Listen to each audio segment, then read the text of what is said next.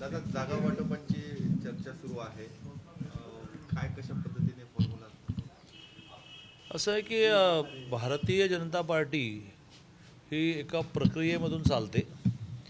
त्या प्रक्रियेमध्ये जे आहेत त्यांनाच त्याची माहिती असते.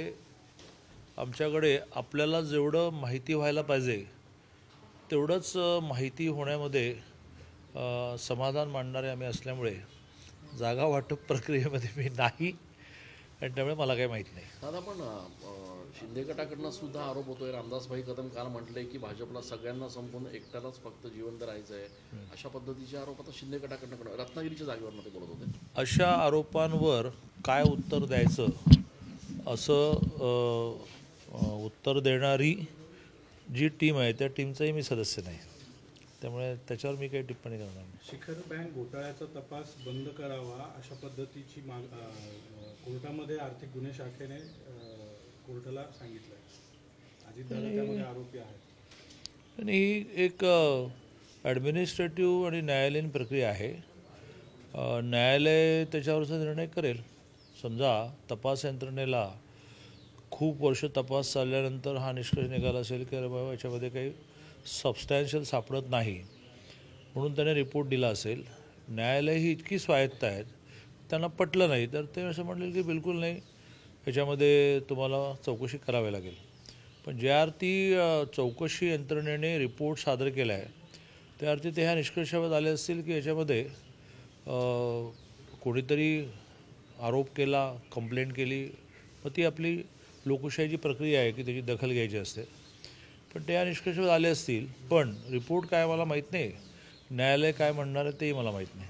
दादा महाराष्ट्र परदेशी गुंतवणुकीमध्ये अग्रेसर आहे. नंबर 1 पुन्हा एकदा आलेला आहे. आपल्या काळामध्ये हे सगळं झालेलं आहे. काय नेमकं या सगळ्या पार्श्वभूमीवर वाटतं? नाही, मी माझ्या छोट्या टेक्स्टाईल डिपार्टमेंट म्हणून तुम्हाला सांगेन, आता दिल्लीमध्ये एक जागतिक स्तरावरचं टेक्स्टाईल एक्झिबिशन वस्त्रोद्योग प्रदर्शन भरलं होतं, ज्याला आपण को पार्टनर होतो. इतका प्रचंड प्रतिसाद महाराष्ट्रातल्या इन्व्हेस्टमेंटसाठी आम्हाला टेक्स्टाईलमध्ये मिळाला आहे की आम्ही वेडे झालो. आता त्यासाठी आम्ही कॉन्फरन्सच्या 2 दिवस आधी भराभर काही कॅबिनेट डिसिजन करून घेतले, ज्यात आम्ही 18 नवीन मिनी टेक्स्टाईल पार्क 200 कोटीची घोषित केली, ज्याच्यामध्ये 100 कोटी सरकार अनुदान देणार, 100 कोटी इंडस्ट्रीजने काढायचे. मग विजेवरची जी सवलत आहे ती पर युनिट 3 रुपये जी आहे त्याला ॲन्युअल 40 लाखाचं कॅपिंग होतं, ते आम्ही कॅपिंग काढलं आणि एकदम फ्लो वाढला. हेच टेक्स्टाईलच्या बरोबरीने बाकीच्या उद्योगांमध्ये, ऑटोमोबाईल इंडस्ट्रीमध्ये आहे, सर्व्हिस सेक्टरमध्ये आहे. महाराष्ट्राने ज्या ज्या कारणाने इन्व्हेस्टमेंट येते, जागा लवकर उपलब्ध करून देणं, परवानग्या 1 विंडो करणं, किंवा सगळ्यात महत्त्वाचं म्हणजे विजेच्या खर्चाने तो बेजार होत असतो तर त्याला बेनिफिट देणं, असं इतकं जोरात सुरू केलं आहे की त्यामुळे फॉरेन. आणि एक तर आपल्याला माहिती आहे की कोविडनंतर चायनामधली इन्व्हेस्टमेंट जग काढून घ्यायला लागलं. त्यांना पर्यायी देश भारतच वाटतो आहे, कारण भारतामध्ये स्किल्ड लेबर मोठ्या प्रमाणावर आहे, तरुण वर्ग मोठ्या प्रमाणावर आहे आणि सगळ्यात महत्त्वाचं म्हणजे अजून तरी काम करण्याची तयारी खूप आहे. जगामधलं वर्क कल्चर हे थोडं कमी होत चाललं. भारतात त्या मानाने वर्क कल्चर सकाळी 8 ते 3, मग 8 ते 3 नाही गेलो तर लेट मार्क, असं फॉलो करणं हे खूप चांगलं चालू आहे. आणि इंडस्ट्री त्यासाठी हपापलेली असते की अरे बाबा शांततेने धंदा करू द्या बाबा, तर ते महाराष्ट्रामध्ये असल्यामुळे महाराष्ट्रातील इन्व्हेस्टमेंट खूप वाढते.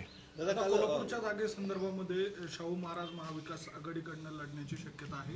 मंडलिक वर्सेस शाहू महाराज अशा पद्धतीचा सामना होतोय. काय आहे की तुम्हा सगळ्या इलेक्ट्रॉनिक मीडियाला दिवसभर तुमचं चॅनल चालवावं लागतं, त्यामुळे तुम्हाला प्रत्येक विषयाचा इतका मागोवा घ्यायला वेळ आहे तेवढा मला नाही आहे. म्हणजे बारामतीमध्ये पण पवार वर्सेस पवार होणार नाही असं म्हणताय? बारामतीमध्ये सुद्धा पवार विरुद्ध पवार काहीच माहिती नाही. पण आपण पण कोल्हापूरमध्ये येतात, किती फरक पडेल असं वाटतं तुम्हाला महायुतीसाठी?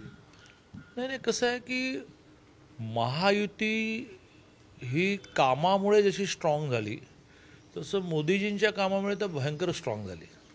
मी इतका ग्रासरूटला फिरतो आणि ग्रासरूटला आता इथून माझी गाडी गेली आणि मला एक 4-5 जण दिसले तर मी गाड्या थांबवतो, उतरतो आणि गप्पा मारतो. तर त्या गप्पांमध्ये लोकांचं म्हणणं असं आहे की बा तुमचे काय भांडणे चालू राहू द्यात, आम्ही मोदी. माझं तुम्हालाही अपील आहे की तुम्हाला इन्फ्रास्ट्रक्चर देतो, तुम्ही प्रामाणिक सर्वे करा आणि संध्याकाळी मला भेटा.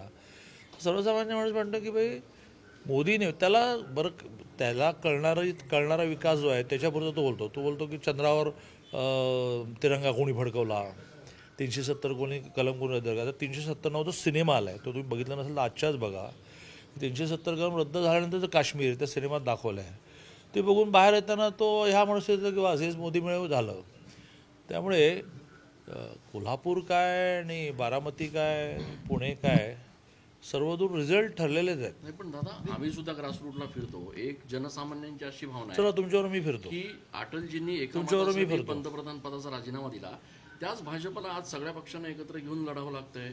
ज्या लोकांवर आरोप केले अशोक चव्हाणांसारखे, त्यांना पक्षात घेऊन आज लढावं लागतंय. असं आहे की आपल्या देशातला निरक्षर माणूससुद्धा खूप चौकस असतो, विश्लेषण करतो. फायनली तो रिझल्ट काय सांगतो हे महत्त्वाचं आहे. मला मान्यच आहे की समजा सर्वसामान्य माणसाला हे जे ह्या पार्टीतून इकडे जा तिकडे पटलं नाही, सगळ्याच्या वेळेवर काय काय कळलं हो, मत मोदीला बाबा त्याच्याशिवाय काही नाही, हे नाही म्हटलं त्याला हरेन, तुमच्या फील्डमध्ये येऊन जाईल, राजकारण सोडून देईन.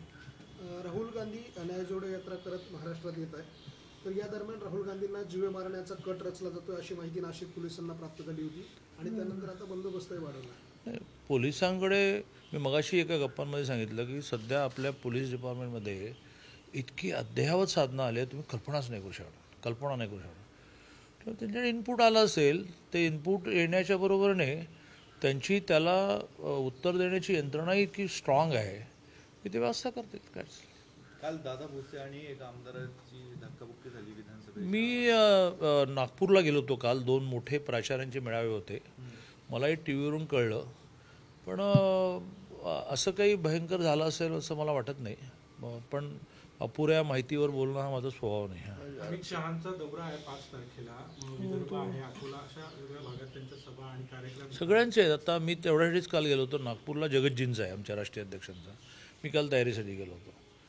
त्यामुळे असं ठरलं आहे की 3 लोकसभांचा एक क्लस्टर, त्याला एक केंद्रीय नेता, त्या सगळ्यांचे प्रवास त्या क्लस्टरमध्ये येत्या 10 तारखेच्या आधी संपवायचे आहेत. आणि मग वेगळ्या प्रकारचे 16 मोठे मेळावे ठरले आहेत, युवकांचा, वनवासींचा, महिलांचा, अनुसूचित जातीचा, त्यालाही केंद्रीय नेते ठरले आहेत.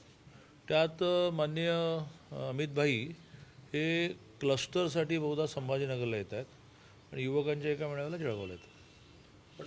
आमची पार्टी अशी आहे की ज्यातल्या मोदीजींपासून आता काल तुम्ही टी व्हीवर तुम्हीच दाखवलं, पहाटे 3:30ला पार्लमेंटरी बोर्डाची मीटिंग दिल्लीत संपल्यानंतर ते घरी गेले आणि 8 वाजता ते पश्चिम बंगालमधल्या 5 कार्यक्रमासाठी उडाले सुद्धा.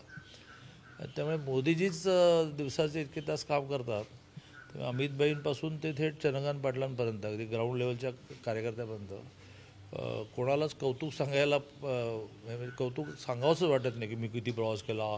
काल रात्री मी नागपूरहून आलो, सकाळी 7ला प्रकाश भेडेंच्या घरी गेलो.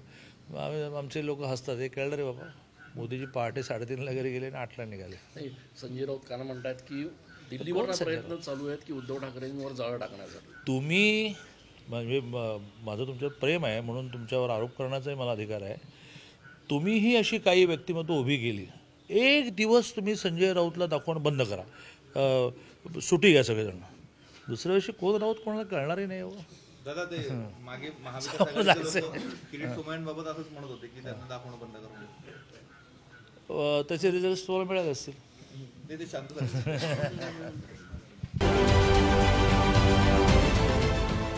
देश विदेशातील प्रत्येक घडामोडींचे लाईव्ह अपडेट मिळवण्यासाठी आता साम टीव्हीच्या सर्व सोशल मीडिया प्लॅटफॉर्मला लाईक, फॉलो आणि सबस्क्राईब करा.